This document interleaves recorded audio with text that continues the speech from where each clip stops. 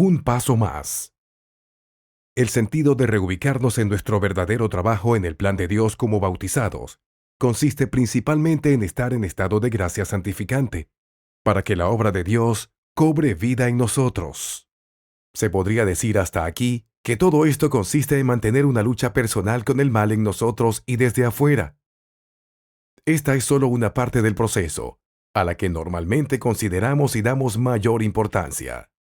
Pero existe más todavía, ya que no consideramos que estamos con un Dios eterno, que no tiene fronteras ni límites, y por esto nos quiere seguir dando y entregando nuevas formas y maneras, para que logremos el máximo de nosotros en esta vida por medio de Él. Por esta razón, en su Hijo Jesús de Nazaret, nos invita a dar un paso más allá, para que seamos también amor y misericordia, como Él lo fue en Nazaret, y hacer una donación de toda nuestra vida, de todo nuestro pequeño Nazaret, en favor de nuestra alma y la de los demás. Que nuestro viaje espiritual no solo se limite a tener controlado el mal en nosotros, en nuestro combate espiritual como un asunto personal y no vayamos más allá. Esta etapa es la base del proceso y siempre se debe tratar de mantener y cuidar en nosotros, pero esto continúa y nos quiere dar a entender que no estamos considerando su plan completo en nosotros, y no consideramos que el amor y la misericordia es lo principal. Estamos entendiendo nuestro viaje de forma limitada, no como Él la ve, con un sentido sobrenatural basado en el amor y la misericordia, que va más allá de una lucha personal con el pecado. Un bautizado con los sacramentos de comunión y confirmación tiene todo para llevar una vida de santidad, o sea, estar en estado de gracia santificante constante. La gracia santificante tiene una gran cualidad, y es que aumenta a medida que realizamos obras buenas. Por lo tanto, nos pide avanzar en este sentido. La palabra de Dios nos dice sobre esto: que el justo siga practicando la justicia y el santo siga santificándose. Cita del libro del Apocalipsis, capítulo 22, versículo 11. Y para seguir avanzando en nuestra vida de fe, nos invita a incorporar el amor y la misericordia, como lo hizo nuestro Maestro Jesús en Nazaret, donde llevaba una vida de lo más común, sin mayores atractivos y en el completo anonimato. Pero a pesar de esta sencillez, toda su vida fue un acto de amor y misericordia, en ayuda para las almas de forma espiritual e invisible a la vista humana, pero tan real como a nuestras vidas, y a esto nos invita. Pero para que haya amor y misericordia en nosotros, es necesario estar unidos a quien lo es, y esto se logra estando en estado de gracia santificante, ya que si no lo estamos por el pecado grave o mortal, no podemos dar amor y misericordia, porque nos desconectamos de quien lo da en nosotros. Pongamos el ejemplo de cuando uno se confiesa sacramentalmente. En ese momento no solo se borran los pecados mortales junto con los veniales. Además de eso, uno también se acoge al amor y la misericordia de Dios, es decir, queda bajo su amparo. Somos acogidos por su amor y misericordia, y como la gracia santificante habita en nosotros y una de sus funciones es hacernos más parecidos a la vida divina de Jesús, esta nos impulsa a realizar en nosotros también el amor y la misericordia en los demás. Y es aquí donde nosotros, los hombres, podemos hacer actos de misericordia en segunda instancia con los demás. El hombre por sí solo no puede dar misericordia, en especial cuando está en pecado mortal. Es como decir, doy amor y misericordia por mi propia cuenta y mi pobre humanidad y vida natural, pero sin Dios, que es la fuente misma del amor y la misericordia de orden sobrenatural y divino. En definitiva, no podemos dar lo que no tenemos. Cuando ocurre esto unidos a Dios, estamos dispuestos a dar misericordia, porque viene de la fuente directa sobrenatural, y ésta nos impulsa y pide dar misericordia. Esto es lo que nos falta para completar su obra en nosotros, porque Dios no solo es amor, sino también misericordia. No quiere que quedemos en dar solo amor, ya que esta es una parte de sus divinas cualidades, pero queda incompleta si no incorporamos la misericordia en nosotros. Y la misericordia es posible en la humanidad por la existencia del mal. Si no existiera el mal, no existiría la misericordia. Esto nos trae en consecuencia a tocar el tema del sufrimiento en nuestras vidas. Si existe y Dios lo permitió, es porque se puede sacar un mayor bien, y este bien es sacar el mayor atributo del amor a Dios, su divina misericordia. Por esto, el siguiente tema de reflexión se relaciona sobre sacar lo mejor del sufrimiento en nosotros. Del mal, Dios saca un mayor bien. Muchas veces en mis reflexiones me preguntaba por qué el demonio siempre trata de usar el sufrimiento como su mayor arma para convencer al ser humano de que Dios no existe, y que si existe, lo ha hecho imperfectamente, y por esto no tiene todo el control en la humanidad. O sea, no rige ni gobierna su creación. La respuesta la encontré en la misericordia, ya que no podría existir misericordia si el mal y el sufrimiento no existieran. Con esto se puede sacar la máxima expresión del amor, y Dios no deja que algo incluso negativo exista, sino saca un mayor bien, y esto pasa con el sufrimiento. Como no es grato sufrir ni ver sufrir, el mal ocupa precisamente este factor para que las personas de fe no se den cuenta de su real significado, que es para dar misericordia. El mal no quiere que nos demos cuenta, porque cambiaría todo en la humanidad, en especial para las personas de fe. Como esta es la máxima expresión del amor, completarían la obra de Dios y estarían escribiendo en sus vidas la mejor versión. En fin, el mal quedaría al descubierto con uno de sus mayores engaños: decir que el sufrimiento para una persona de fe es en vano. Una de las armas más poderosas que ocupa el demonio contra Dios es la existencia del sufrimiento en la vida humana. Trata de convencer a la humanidad de que si Dios es tan bueno como dice serlo, ¿por qué entonces deja que el sufrimiento y el dolor existan en su creación? Con esta insinuación queda libre de culpa porque el demonio sabe bien quién es el verdadero culpable de la existencia del sufrimiento en la creación. Para esto solo basta ver cómo se produjo todo esto desde el principio para desenmascararlo. Entonces, ¿quién es el único culpable de la entrada del sufrimiento en la humanidad? No es otro que el mismo demonio.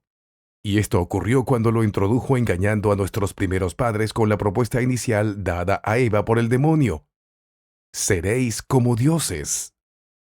La mentira no se hizo esperar, y con eso, en consecuencia, perdieron su estado y la continua comunión con Dios. Su nueva condición es de miseria y dolor.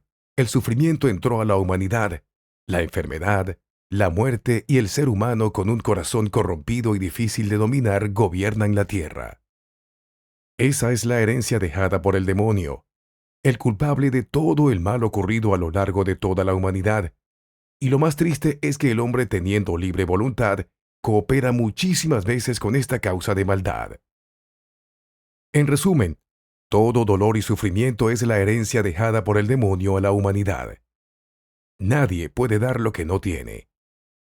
Lo que es, tarde o temprano sale a la luz, y para nuestros primeros padres fue de la peor de las formas.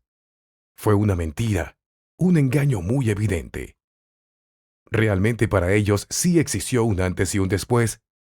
Se podría decir que pasaron del cielo al infierno literalmente.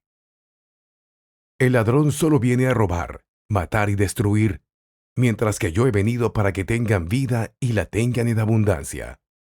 Cita del Evangelio de San Juan, capítulo 10, versículo 10. Pero como el demonio sabe que el sufrimiento es una espada de doble filo, que puede ser usada en su contra, usa todo su engaño y su astucia para dar a entender que el sufrimiento debe ser tomado como malo e inútil, y por esto debe ser eliminado y rechazado como una falla de Dios. Por lo tanto, se debe evadir, y esto lleva también a la humanidad a buscar una utopía, una irrealidad que no existe, que significaría buscar la felicidad de cualquier manera, en especial dentro de sus propuestas nuevamente engañosas, fuera de lo que Dios propone como felicidad, encerradas en vicios y todo tipo de formas que buscan, a fin de cuentas, destruir las almas y sus vidas. Buscar la felicidad, pero con el pecado, para evadir el sufrimiento por ser malo. También habría que agregar aquí que la felicidad como tal, y en su máximo grado, solo puede ser alcanzada cuando se llegue al cielo después de la muerte. Mientras estemos vivos, el grado de felicidad será solo humano, y por tanto, limitado.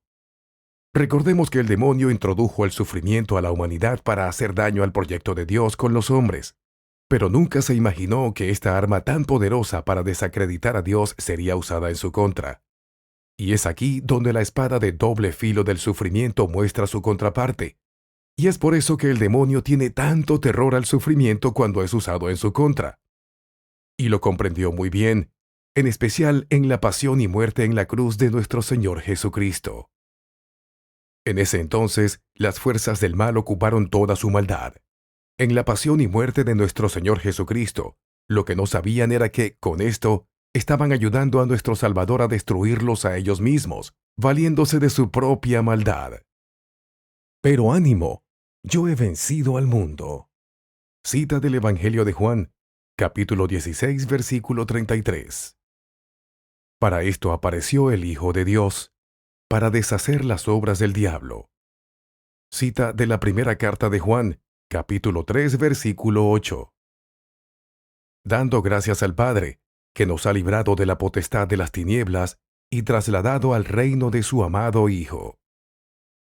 Cita de Carta de los Colosenses, capítulo 1, versículos 12 y 13. Mientras el mal en apariencia triunfaba externamente, cuando el Hijo de Dios es aniquilado y destruido de la peor manera en la crucifixión, con esto, según el mal, se estaba logrando el mayor triunfo en ellos, destruyendo físicamente al Hijo de Dios hasta su muerte. Esto es lo que se veía externamente por parte del mal, su triunfo definitivo sobre Jesucristo. Pero del otro lado del filo de la espada del sufrimiento, o sea, el bien, se estaba produciendo el más grande acontecimiento de la historia, que no era otra cosa que la redención de la humanidad.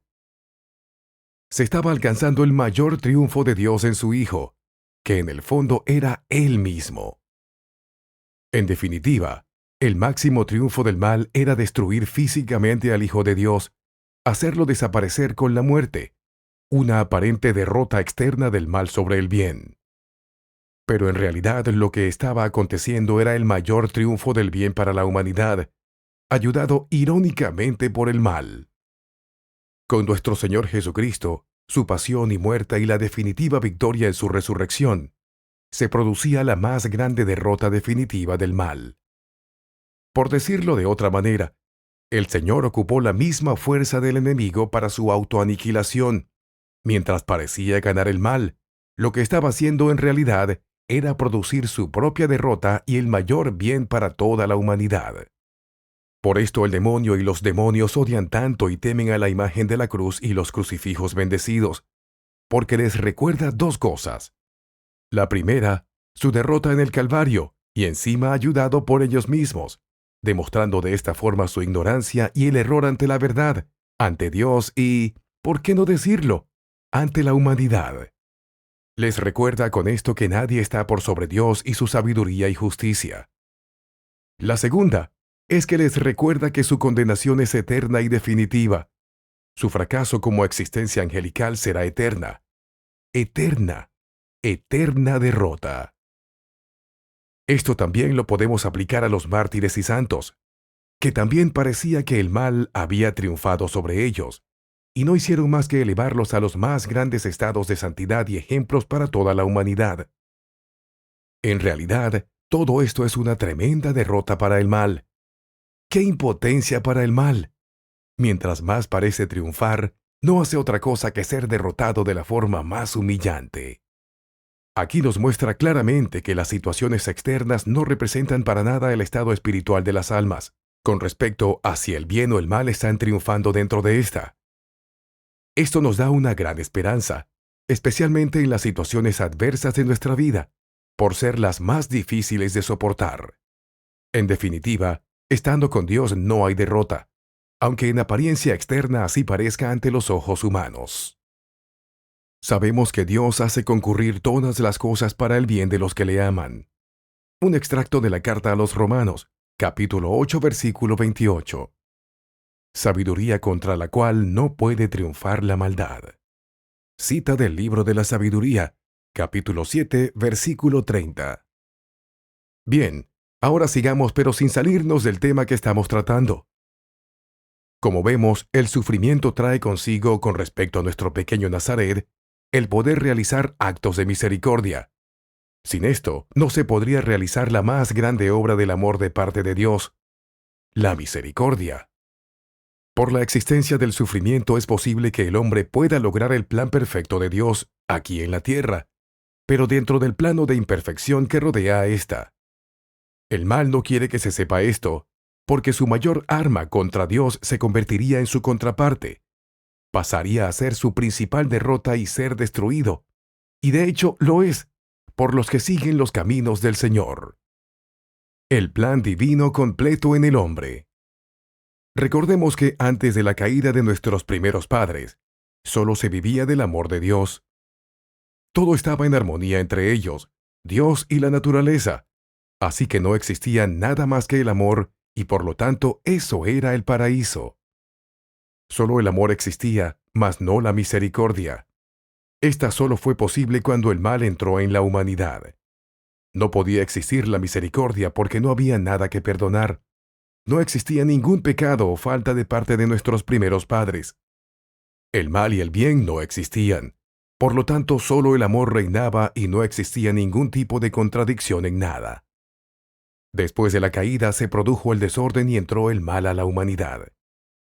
Nuestros primeros padres, por su desobediencia y engañados por el demonio, abrieron la puerta al mal en la humanidad. Y el bien y el mal aparecieron. Pero este mal que apareció no es otra cosa que el producto del alejamiento del amor de Dios. El amor de Dios jamás puede ser extinguido o eliminado, si no, Dios dejaría de existir. Al desobedecer, dejaron de tener en ellos la plenitud de la gracia. La amistad con Dios se rompió, no por Dios, sino por ellos mismos, por dejar de cumplir el mandato que se les había dado. Esto trajo consecuencias, puesto que perdieron lo más preciado, el don de la gracia. Algo se quitó en ellos, que ya no volvieron a ser plenos en sí mismos, con Dios y con la naturaleza. Decayeron como seres creados a imagen y semejanza. Ante tal desgracia por parte de estos seres, Dios se compadeció de ellos, o sea, aparece la misericordia en la humanidad. Antes solo se conocía el amor de Dios, porque no había nada que perdonar y a qué tener misericordia. Después de la caída y la culpa aparece la máxima expresión del amor de Dios, su infinita misericordia. La máxima expresión de este amor y misericordia fue la venida de nuestro Señor Jesucristo a la humanidad. Dios encarnado, Dios humano y divino a la vez. Su aparición en la humanidad fue para restablecer lo perdido por nuestros primeros padres. Entonces aparece la redención en la humanidad. Y con esto, el hombre puede de nuevo restablecer esa gracia perdida, pero por los méritos de nuestro Señor Jesucristo, por su sacrificio. Pero aún existe el trabajo consciente por parte del hombre, para poder conseguir la gracia y los dones perdidos antes de la caída. A pesar de esto, todavía existe dolor y sufrimiento en el hombre, lo que quiere decir que el hombre también debe cumplir en su vida, no solo el amor, como antes de la caída, sino que además debe incorporar la misericordia. Y esto es posible solo porque el sufrimiento existe. De lo contrario, no se podría. La palabra de Dios nos dice: «Sed misericordiosos como vuestro Padre es misericordioso». Cita del Evangelio según San Lucas, capítulo 6, versículo 36. Si Jesucristo con su venida hubiera también eliminado el sufrimiento y el dolor, quedaríamos como antes de la caída. Solo amaríamos, pero no podríamos practicar misericordia. Tendríamos solo una parte de esa imagen y semejanza de Dios, pero nos faltaría la misericordia, que es posible por la existencia del sufrimiento en la humanidad. Queda una justicia que arreglar, así como nuestro Señor Jesucristo lo hizo con nuestra redención, pero por supuesto en menor escala y como seres creados. Nos dejó una parte de este sufrimiento en su cuerpo místico, para que podamos practicar misericordia, y con esto cumplir con la finalidad por la cual hemos sido hechos a imagen y semejanza. Y esta semejanza debe ser tanto en el amor como en la misericordia. Ahora me alegro por los padecimientos que soporto por vosotros, y completo en mi carne lo que falta a las tribulaciones de Cristo, en favor de su cuerpo, que es la Iglesia. Cita de la carta a los Colosenses, capítulo 1, versículo 24. Para muchos, esto del sufrimiento no es de mucho agrado, pero mientras estemos vivos, este nos acompañará de alguna u otra manera, porque en esta vida no está la promesa de la felicidad eterna. Esta será después de esta vida temporal, si logramos realizar nuestra meta como seres humanos, creados a imagen y semejanza de Dios. Si no, tampoco lograremos esa felicidad eterna. Por esto el tema del sufrimiento, del orden que sea, siempre estará en nuestras vidas, ya sea de menor o mayor grado, pero siempre estará. Siempre habrá una cruz que cargar, sea grande o pequeña. Por esto debemos conocer cuál es el verdadero motivo de su existencia para una vida humana, en especial para una persona de fe. La respuesta es porque nos permite realizar la misericordia, aunque esta respuesta no se vea muy agradable bajo la mirada humana. El sufrimiento no es una cosa de apreciación. Va a existir siempre independientemente de que nos guste o no. Es una realidad que no se puede evadir, porque es parte de nuestra vida temporal. Mientras estemos vivos, existirá. Pero el sufrimiento se puede transformar en algo bueno y hasta muy bueno. Así como se tiene como un gran mal, también se puede convertir en un gran bien. ¿Acaso Dios quiere que el hombre sufra? Por supuesto que no, y esto se ve desde el principio de la creación, cuando tenía todo regulado y los ángeles y nuestros primeros padres estaban en comunión con Dios y su plan. Pero estos, por ser creados libres, tomaron este amor de Dios en ellos como poder y dominio, y no como amor y completa dicha. Lo que debía ser tomado con gratitud y por esto convertido después en agradecimiento, fue tomado como sospecha y duda, y no como un acto de amor gratuito de parte de Dios. Este amor sería visto y tomado como un poder para dominar y controlar, y no como un acto que da la completa felicidad y la libertad en ellos. Pronto se darían cuenta de este fatal error. Lo que sigue es mostrar cómo sucedió esto, y las consecuencias dejadas en la creación y en ellos mismos. Nos ayudará a comprender mejor cómo entraron el sufrimiento y el mal en la creación, para ver quiénes son los verdaderos culpables de esta tragedia. Así que comenzaremos esta exposición con algo muy estimado por parte del hombre y por Dios: el don de la libertad. Esta fue una capacidad única dada por Dios para que estos seres creados, tanto angelicales como humanos, tuvieran la capacidad de ser completamente conscientes e independientes, y pudieran obrar en su creación con total libertad, autonomía y dominio de sí, y con esto ser conscientes de todo lo que los rodea en grado sumo. Pero este regalo divino tan importante fue tomado, usado y malinterpretado, especialmente en su comienzo por los ángeles caídos, ya que desde ahí empezó el mal en la creación. Estos seres angelicales fueron creados buenos en su principio, pero se rebelaron contra el plan de Dios irrevocablemente. No quisieron participar en el plan propuesto por Dios, y por esto se hicieron malos y rebeldes por su propia cuenta y voluntad, ya que aunque hayan tomado una mala decisión, todavía conservan sus talentos, sus dones y su voluntad propia, capacidades ahora completamente deformadas. Lo bueno que tenían se transformó en cualidades contrarias a Dios, y por este acto nació en ellos la maldad. Y al no tener ya espacio en el cielo por esto, fueron precipitados al infierno. En efecto, Dios no perdonó a los ángeles que pecaron, sino que los precipitó en el infierno y los encerró en cavernas tenebrosas, manteniéndolos allí hasta el día del juicio. Cita de la segunda carta de Pedro, capítulo 2, versículo 4. Mal uso de la libertad. Con respecto a los hombres, también fuimos creados libres, con voluntad propia e inteligencia, por ser imagen y semejanza de Dios.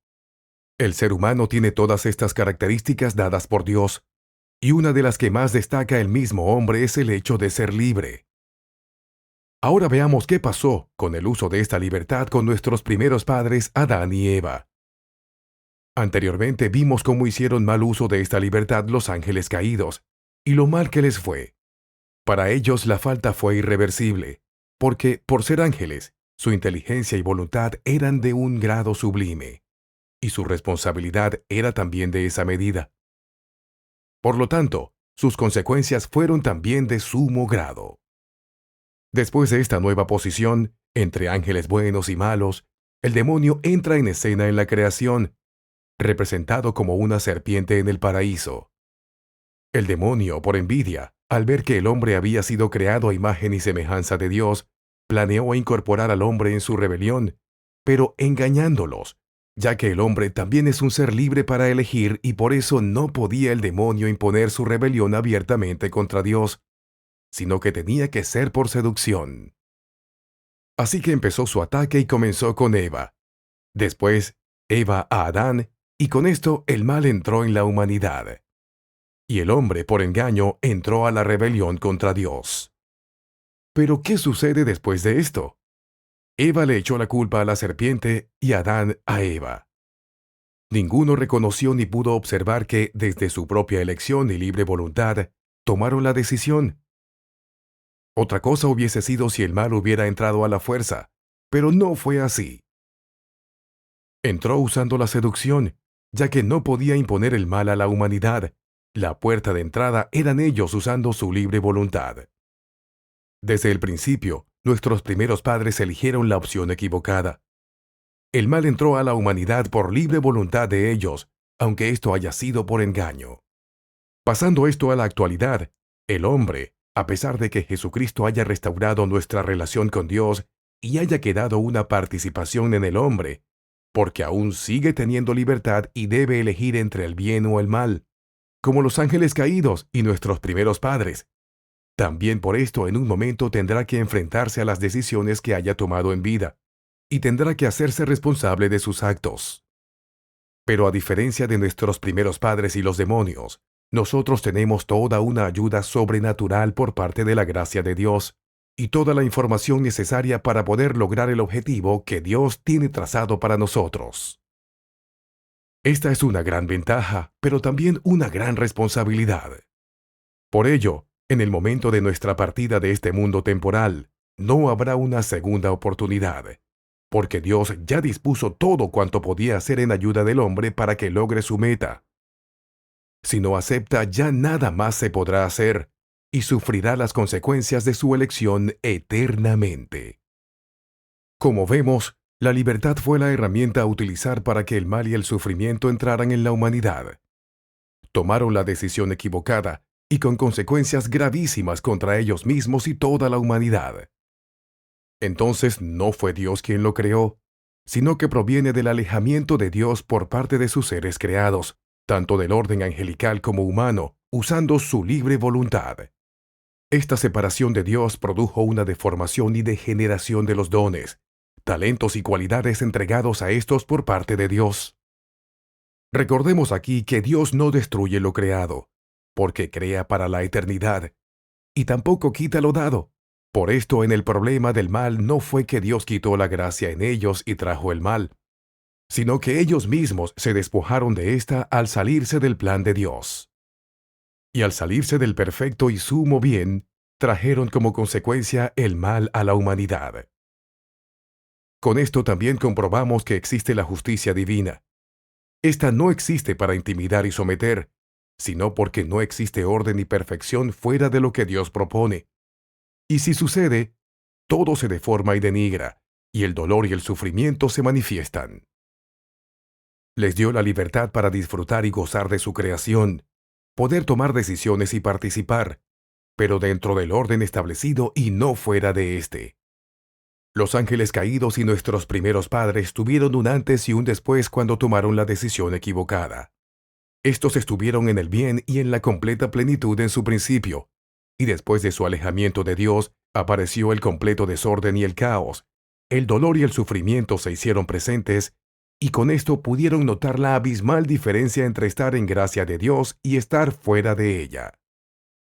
Como hemos observado, la herramienta por parte de la creación es nuestra libertad, que usada mal nos puede traer un fatal destino. Por esto debemos conocer cómo se plantea esto en nuestras vidas. Libertad y libre albedrío.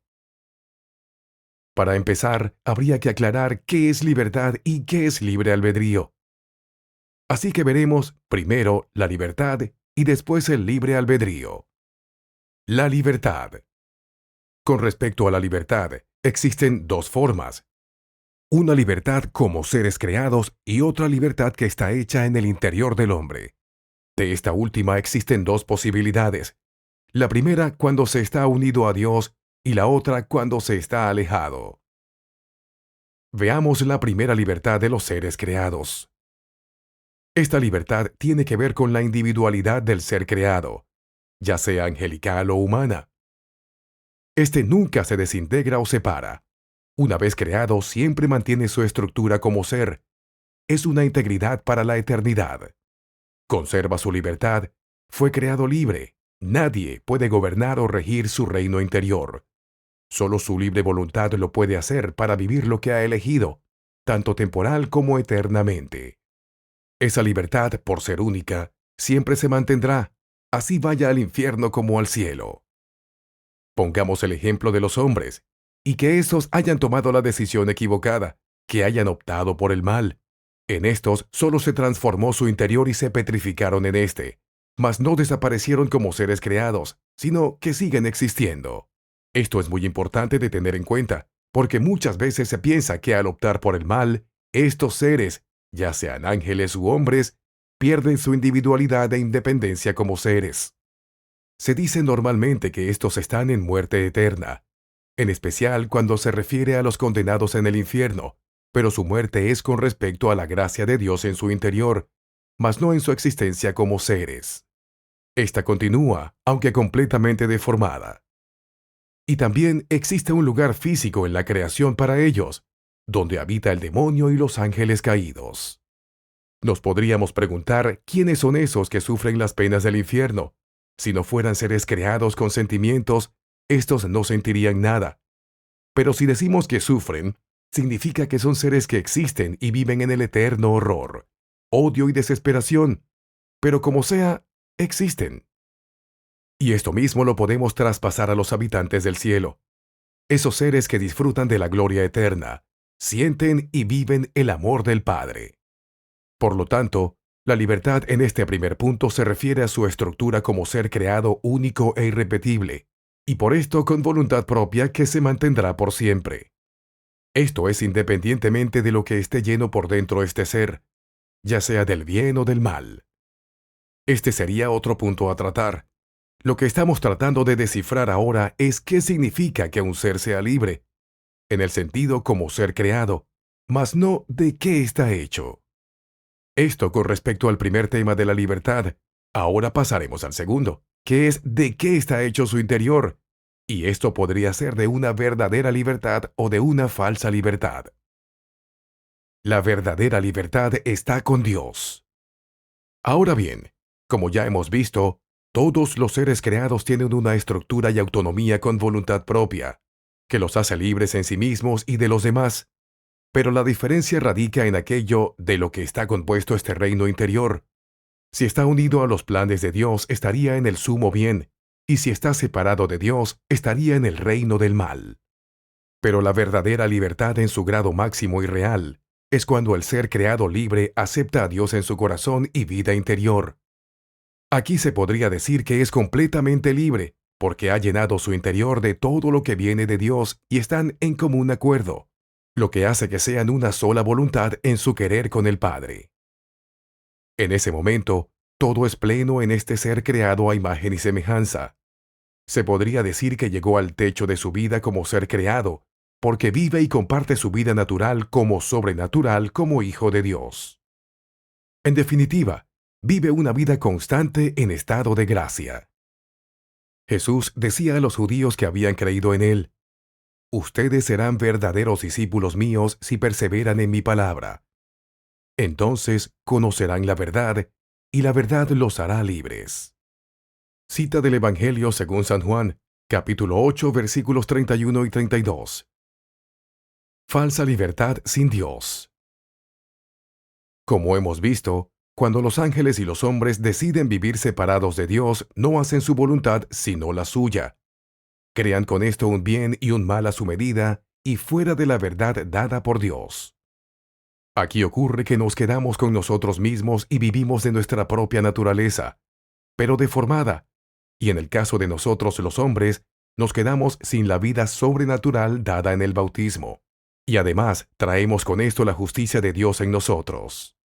Perdemos nuestra vida divina y nuestra amistad con Dios. Después, cuando la pasión ha concebido, da a luz el pecado. Y cuando el pecado es consumado, engendra la muerte. Cita de la carta de Santiago, capítulo 1, versículo 15. Esta parte del Evangelio se refiere a la muerte espiritual por el pecado. Como Dios nos dio la existencia para la eternidad, y los dones y talentos dados tampoco son quitados porque no quita lo que da, entonces cuando todo está dado por Dios, es usado contrariamente a su voluntad. Estar fuera de los 10 mandamientos y por lo tanto de la verdad, trae consigo la justicia divina. Por lo tanto, sus actos tienen un costo y deberá pagar o restituir esta ofensa hecha hacia sí mismo, hacia Dios y hacia el prójimo, ya que en esta conducta no puede existir libertad. No puede existir libertad en algo en que todos salimos perjudicados. La libertad del hombre está asociada al querer divino. Fuera de esto no existe libertad. Dios ya estableció un orden en la creación, que no puede ser cambiado por gustos y apetencias humanas fuera de su orden. Y no lo hace para controlar y dominar, sino porque nos ama y quiere lo mejor para nosotros, para que podamos lograr la plena libertad en nosotros mismos y en los demás. Hacer lo contrario nos desvía de nuestro verdadero fin y nos roba nuestra libertad. Jesús les contestó: En verdad les digo, el que vive en el pecado es esclavo del pecado. Pero el esclavo no se quedará en la casa para siempre. El Hijo, en cambio, permanece para siempre. Por tanto, si el Hijo los hace libres, ustedes serán realmente libres. Cita del Evangelio según San Juan, capítulo 8, versículos 34 al 36. Libre albedrío. El libre albedrío es diferente de la libertad. Ya vimos que todo ser creado es libre en sí mismo, y lo que hace la diferencia es si en esa libertad acogió a Dios en su interior o no. De ahí que el bien o el mal habiten en su existencia.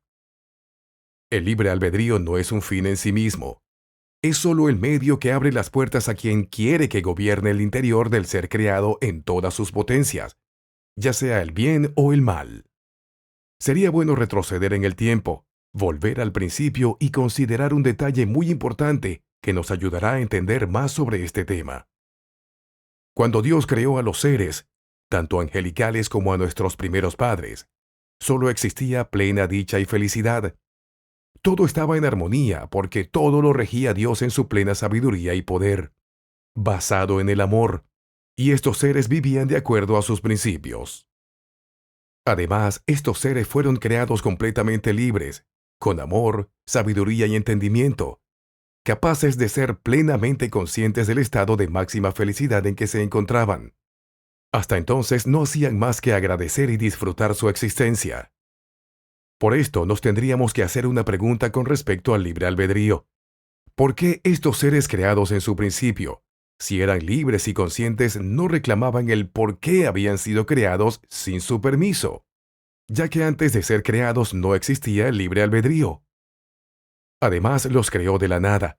Entonces, ¿qué sucedió aquí antes de ser creados si no existía tal libertad de elección?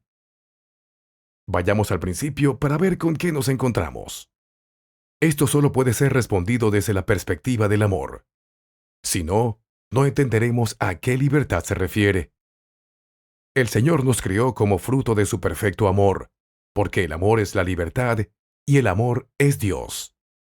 Los seres fueron creados libres porque provienen del amor del Padre. Entonces, amor y libertad se convierten en una sola cosa. Si el amor no se asocia a la libertad, entonces no se entiende por qué nos creó sin nuestro consentimiento, sin nuestro permiso como seres libres de elegir. Esto significa que esto viene de quien fuimos creados. El amor y la libertad que tenemos proviene del Padre como don dado gratuitamente. Es una gracia. No lo tendríamos si Dios no lo hubiera dispuesto así. ni siquiera tendríamos vida ni existencia. Es una iniciativa que proviene de Dios hecha de su plena sabiduría, conocimiento y amor para sus planes con lo creado. En esto está el amor.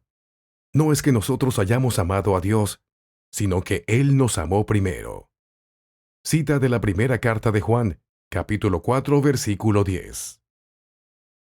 Cuando se dice que Dios respeta la libertad, significa que respeta el amor entregado por Él a los seres creados, porque la voluntad del hombre actúa en segunda instancia de este amor y libertad, entregado como don y gracia. Por decirlo de otra manera, Dios respeta esa libertad hecha de amor, porque viene de Él mismo y Dios es perfecto en todo y no existe error en Él. Entonces, si el ser creado responde de forma recíproca, nada entra en conflicto, porque provienen de la misma fuente. Por esto en un principio todo estaba en armonía y no había queja con respecto al libre albedrío, porque sus bases están fundamentadas en el amor, la libertad y la verdad, y estos se fundan en los principios mismos de Dios. ¿Qué conflicto podría haber cuando eres consciente de que todo lo recibido es dado por puro don, gracia y amor? Toda la creación comenzó con la palabra, y la palabra, el verbo, solo contiene el amor porque Dios es amor. Por lo tanto, la creación se inició desde el amor y desde la libertad, y esto fue pasado a los seres creados por iniciativa de Dios. Escuchemos 3 pasajes que hablan de la creación y la gloria de Dios. Primero, de la carta de Santiago, capítulo 1, versículo 18. Muy libremente nos dio la vida y nos hizo hijos suyos mediante la palabra de la verdad, para que fuéramos la flor de su creación. Luego, del libro del Apocalipsis, capítulo 4, versículo 11. Vuelvan a ti, Señor y Dios nuestro, la gloria, el honor y el poder, pues tú lo mereces. Tú creaste todas las cosas, y por tu voluntad existen y fueron creadas. Y finalmente, de la carta a los Romanos, capítulo 11, versículo 36. Todo viene de Él, por Él acontece y volverá a Él. A Él sea la gloria por siempre. Amén. Con lo antes expuesto ya podemos definir qué quiere decir ser libre, y solo se puede serlo estando junto a lo que Dios propone. Allí está la verdadera libertad. No hay libertad si no hacemos lo que Dios nos ha pedido desde siempre. De modo que si queremos libertad, no hay cómo perderse. Por esto había que empezar viendo cómo fue todo desde el principio. Así sabremos cuál es nuestra verdadera dirección. Habría que descartar el mal y vivir en estado de gracia constante. Eso sería vivir en libertad y del amor del Padre en nosotros. De esta forma volveríamos al principio, donde existía la verdadera libertad, porque todos vivían agradecidos y no existía queja alguna. La queja y la disconformidad aparecieron con el primer ángel en rebelarse contra los planes de Dios, y éste arrastró a otros ángeles consigo, y después extendieron su reino a la raza humana, con nuestros primeros padres. De allí en adelante toda la humanidad se involucró en el gran dilema, entre el bien y el mal, siendo que esto no existía en su principio, trajeron el dolor y el sufrimiento a la creación.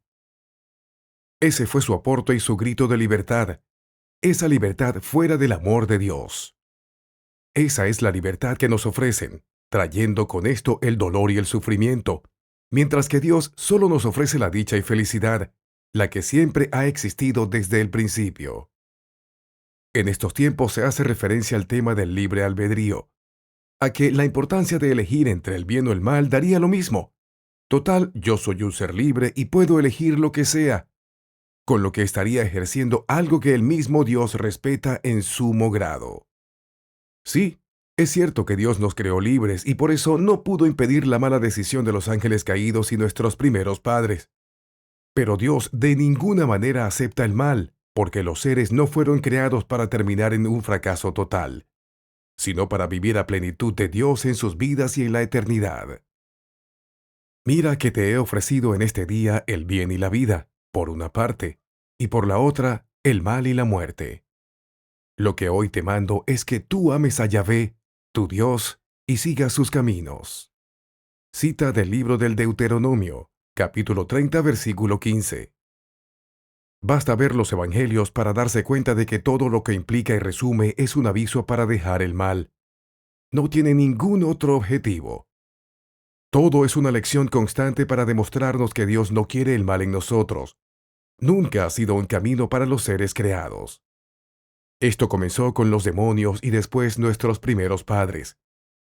Ellos trajeron el mal a la humanidad por desobedecer los mandatos del amor de Dios. Tomaron una decisión errónea y las consecuencias lo demostraron el mal, el sufrimiento y el dolor que entraron en la humanidad. Por lo tanto, se debe evitar el mal. Caso contrario, las consecuencias los llevarán a una total separación de Dios, y no habrá retorno después del juicio particular, ya que la justicia de Dios no puede ser evitada. Elegir entre el bien y el mal trae consecuencias temporales y eternas, y esto no depende si a los ángeles caídos y a los seres humanos les parezca o no, porque el resultado ya se vio. Lo único que demostraron fue su ignorancia y ceguera. La justicia divina está más allá del parecer de los seres creados. Dios es perfecto en todo. No existe error, ni en sus proyectos ni en sus designios. La roca. Su obra es perfecta, porque todos sus caminos son justos. Dios de fidelidad y sin injusticia. Justo y recto es Él. Cita del libro del Deuteronomio, capítulo 32, versículo 4. Qué profunda es la riqueza, la sabiduría y la ciencia de Dios. ¿Cómo indagar sus decisiones o reconocer sus caminos? ¿Quién entró jamás en los pensamientos del Señor? ¿A quién llamó para que fuera su consejero? ¿Quién le dio primero para que Dios tenga que devolvérselo? Todo viene de Él. Por Él acontece y volverá a Él. A Él sea la gloria por siempre. Amén. Cita de la carta a los Romanos, capítulo 11, versículos 33 al 36.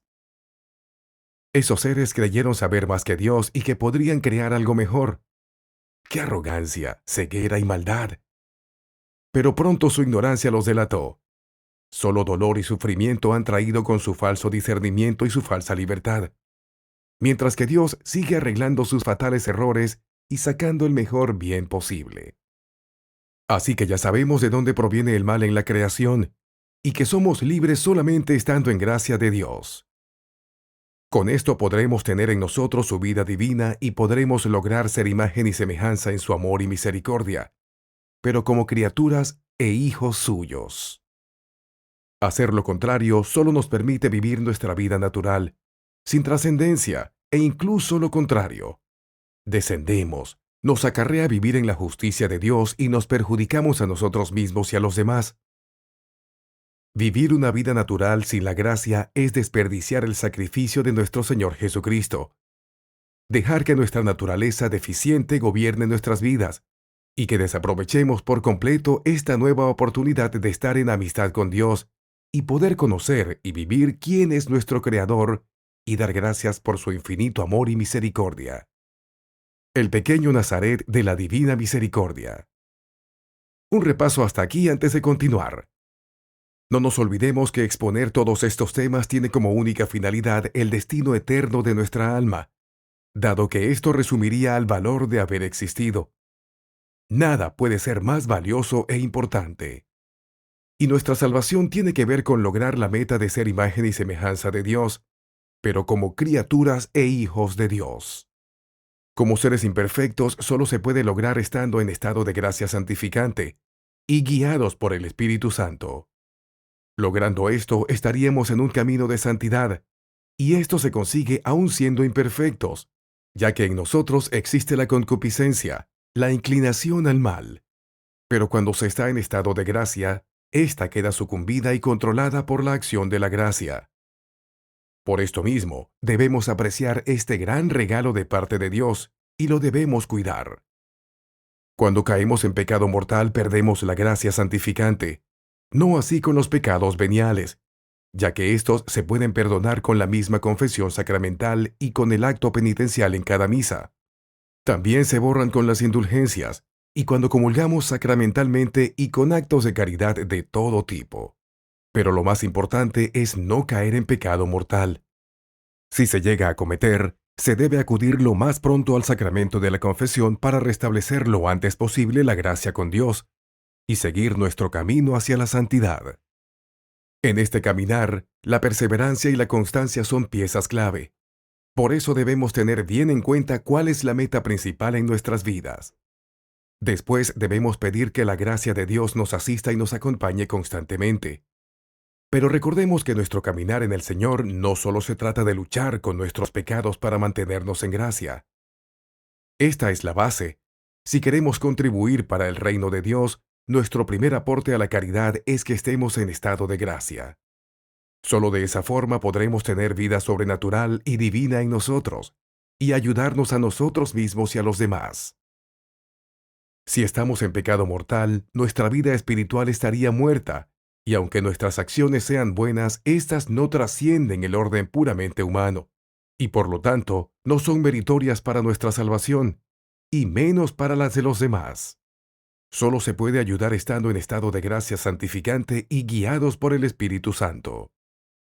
Si un alma ya está consciente de esto y se esfuerza para mantenerse en estado de gracia constante, entonces está lista para seguir completando lo que desea el Señor de nosotros, que es lograr ser imagen y semejanza de Dios, pero como criatura. Para esto, el amor y la misericordia deben ser incluidos en este camino a la santidad. La primera parte, la del amor, ya se estaría realizando. Cuando uno se bautiza, se borra el pecado original. Por lo tanto, el alma queda en la misma posición de nuestros primeros padres antes de la caída. Su amistad con Dios se restableció por los méritos de Jesucristo y la vida divina de Dios es compartida en nosotros nuevamente. Pero bien sabemos que no estamos en el paraíso por esto, sino que habitamos en un mundo en el cual el sufrimiento, la muerte y la enfermedad todavía nos afectan, porque habitamos en este lugar con un cuerpo corruptible, y este cuerpo corruptible trae consigo también una inclinación al mal. Nuestra concupiscencia. Esto hace que no podamos disfrutar del paraíso perdido, pero estamos de nuevo en amistad con Dios, como en el principio. Entonces el amor ya sería parte de nosotros, pero nos faltaría la misericordia, y recordemos que ésta apareció después de la caída de nuestros primeros padres, cuando el mal apareció en la humanidad.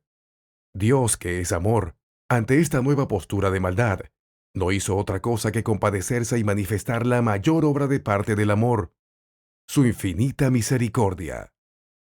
Entonces, la venida del sufrimiento y el mal en la humanidad trajo consigo también el amor y la misericordia de Dios, por la cual el sufrimiento y el dolor serían transformados en actos de misericordia, y por esto también damos mayor gloria a Dios, por darnos la oportunidad de parecernos más a Jesucristo en su vida encarnada, en su vida en Nazaret. Él padeció por nuestros pecados y transformó el dolor y el sufrimiento en el más grande acto de misericordia para la humanidad, que sería para nuestra salvación, y quiere que nosotros hagamos lo mismo, pero a nuestra medida como seres humanos e imperfectos. A la entrada del mal a la humanidad, sacar el máximo provecho. La salvación empezó desde su encarnación y duró hasta su resurrección. Esto ya refiriéndonos a su vida humana, para que podamos relacionar esto con nuestro pequeño Nazaret. Nuestro Señor no tenía por qué sufrir en lo más mínimo, por ser Dios, y una vida humana trae por sí sufrimiento.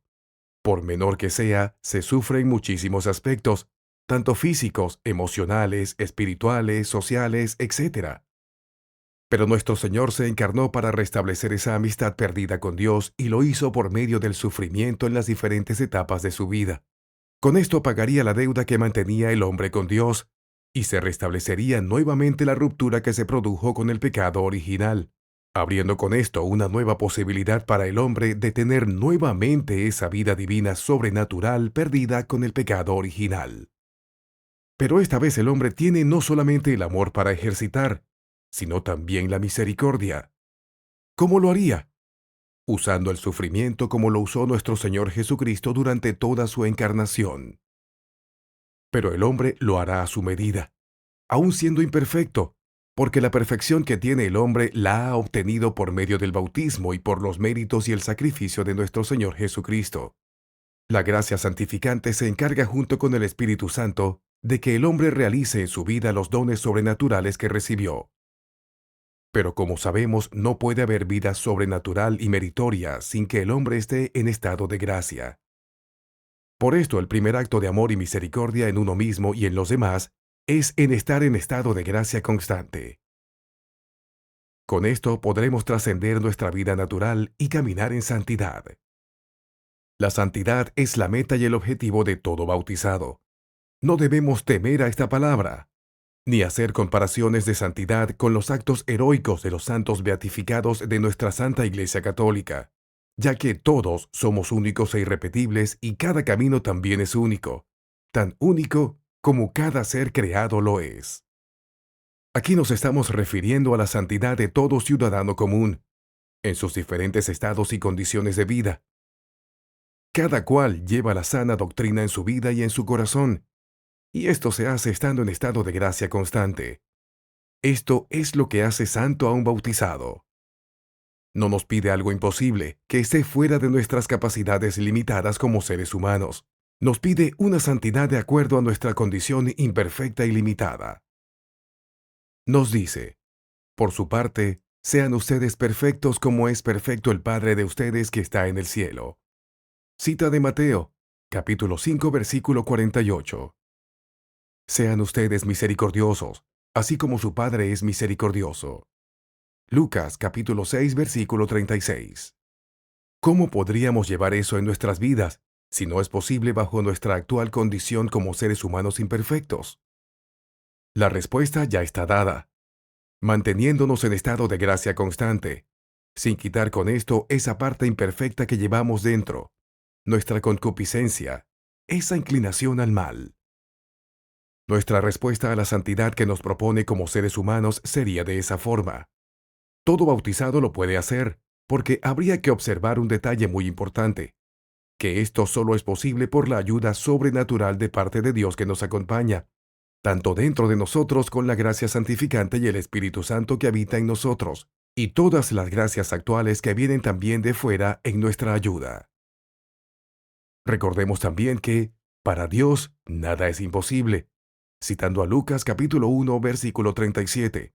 Y menos cuando un alma ya consciente de su relación con Dios y con la humanidad desea mejorar. ¿Cómo podría no ayudar a tal alma e ir en su ayuda siendo el valor que esto tiene para Dios? Luego de este pequeño resumen, podríamos adentrarnos en el meollo del asunto. Y es cómo toda nuestra vida se podría transformar en un acto continuo de amor y misericordia, y realizar una imitación de lo que Jesús hizo en su encarnación para la salvación de las almas. Y esto se realizaría por medio de la donación de todo nuestro pequeño Nazaret. Nadie tiene mayor amor que el que da su vida por sus amigos. Cita del Evangelio según San Juan, capítulo 15, versículo 13. Nos está pidiendo la mayor entrega. Para esto, el método será por medio de la oración de ofrecimiento de vida. ¿Por qué por medio de esta oración? Porque esta oración abarca toda la vida del ser humano en una continuidad, y nuestro pequeño Nazaret no está hecho de fragmentos, de pedazos. Abarca toda nuestra vida en las pequeñas y grandes cosas. No es la magnitud de lo que hagamos, sino la entrega con que lo hacemos. El amor y la misericordia son nuestras motivaciones, y estas venidas de Dios para que las realicemos en nosotros. Lo que somos es obra de Dios. Hemos sido creados en Cristo Jesús, con miras a las buenas obras que Dios dispuso de antemano, para que nos ocupáramos en ellas. Cita de la carta a los Efesios, capítulo 2, versículo 10. Como nuestro buen Dios desea que escribamos la mejor versión de nuestra vida, el primer interesado en esto es Él. Él quiere que participemos activamente en su creación y esta sería la mejor forma. Muchas veces se menciona que la fe sin obras está muerta. Porque así como un cuerpo sin espíritu está muerto, así también la fe que no produce obras está muerta.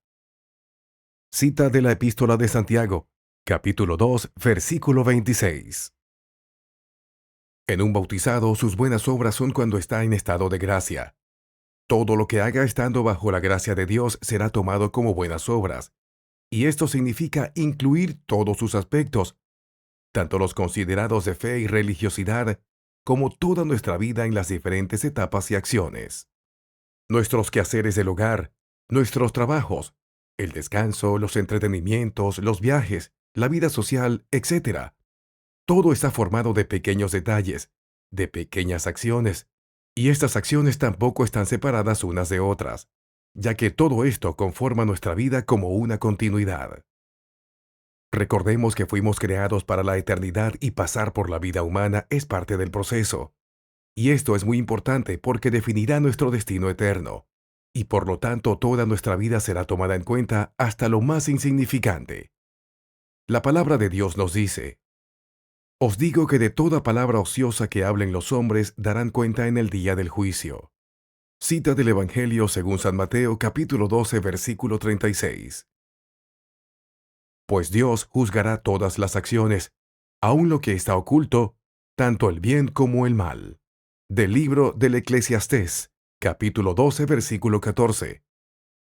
Porque todos nosotros debemos comparecer ante el tribunal de Cristo, para que cada uno sea recompensado por sus hechos estando en el cuerpo, de acuerdo con lo que hizo, sea bueno o sea malo. De la segunda carta a los Corintios, capítulo 5, versículo 10. Esto significa que toda nuestra vida cuenta, afecta a nosotros mismos, a Dios y a los demás, y afectará especialmente nuestro destino eterno. Así que todo nuestro pequeño Nazaret, toda nuestra vida como bautizados es de suma importancia. Pero nuestras buenas obras se consideran cuando estamos en estado de gracia, ya que están de acuerdo al querer divino. Visto de esta manera, todas nuestras acciones se podrían considerar buenas obras, ya que éstas serían meritorias y estarían en el orden sobrenatural. Y existe por esto vida divina en estos actos. Generalmente estamos acostumbrados a entender como obras buenas las corporales y las espirituales, las que nos propone nuestra fe. Pero descartamos todo lo que está entre medio, todo lo que tiene que ver con nuestras acciones cotidianas, lo que realizamos en nuestro diario vivir. Todo esto también está incluido como obras buenas cuando estamos en estado de gracia. Nuestro pequeño Nazaret es una continuidad de acciones, es nuestra vida inmediata con todo lo que ésta conlleva. Recordemos también que en esos momentos estamos realizando la vida divina de Jesús en nosotros, en su naturaleza humana. Todos los méritos que Jesús realizó en vida están en nosotros, y cuando estamos en estado de gracia, tenemos acceso a su vida divina. Por esto, podemos realizar en nuestro pequeño Nazaret lo que hizo nuestro Señor en su vida humana, en su vida en Nazaret. No las mismas situaciones externas, pero sí su motivación y las cualidades que lo acompañaban como ser humano y divino. Su principal objetivo fue por la salvación de las almas, y vivía el amor y la misericordia en todo lo que hacía. Su vida fue siempre una obra de amor y misericordia, y nuestro Señor desea que nosotros hagamos lo mismo, dentro de nuestras limitaciones humanas. La palabra de Dios nos dice: hasta que todos lleguemos a la unidad de la fe y del pleno conocimiento del Hijo de Dios, a la condición de un hombre maduro, a la medida de la estatura de la plenitud de Cristo. Carta a los Efesios capítulo 4 versículo 13. Y no vivo yo, sino que es Cristo quien vive en mí. Carta a los Gálatas capítulo 2 versículo 20. A esto nos llama el Señor, y quiere que lo vivamos en nuestro pequeño Nazaret. Lo único que podría impedir este llamado sería caer en pecado mortal. Con él se retiraría la gracia santificante, como también el Espíritu Santo con todos sus dones y principalmente los méritos de nuestro Señor Jesucristo en nosotros. Estos fueron depositados en nosotros para que lo podamos ejercer en nuestra vida, en nuestro pequeño Nazaret. Estando en pecado, estos ya no se podrían realizar. En fin, nuestra vida divina terminaría y nuestras obras pasarían a ser solo humanas y limitadas, e incluso perjudiciales, ya que la justicia divina estaría sobre nosotros y podríamos seguir cayendo en más y mayores pecados, haciendo de nuestra vida una obra de muerte, en vez de una obra llena de vida y abundancia sobrenatural y espiritual.